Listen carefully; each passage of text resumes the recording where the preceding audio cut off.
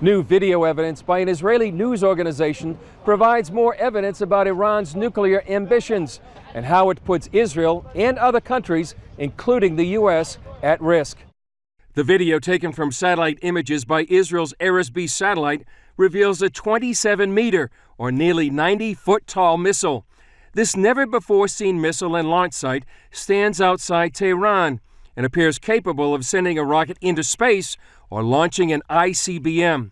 Some reports indicate the Pentagon estimates it might have been 2 years in development. Former Israeli ambassador to the U.S. Dore Gold says this latest revelation clearly poses a clear and present danger to America. Originally, many in the U.S. think of Iran as, well, that's a problem for Saudi Arabia or Israel, but it's not our problem. That's not true. The trend in Iranian planning for long-range missiles that can eventually reach the eastern seaboard of the United States, that's a given now.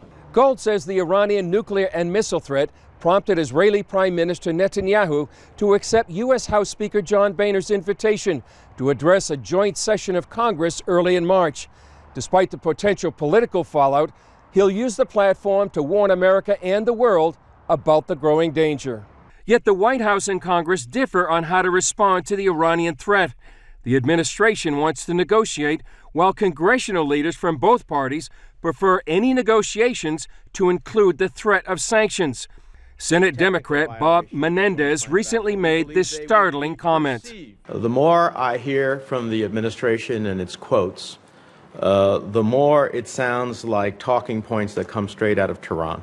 Republican Senator Bob Corker told Jerusalem news agencies he can't understand why the president promises to veto upcoming congressional legislation about Iran even before it's been written. For Congress not to have the ability to weigh in on this, which has such geopolitical importance and a place where Congress has played such an important role, is ridiculous and candidly irresponsible for Congress not to play a role. Iran, the U.S., and 5 other nations negotiating Iran's nuclear program have set a June 30th deadline for reaching a final settlement.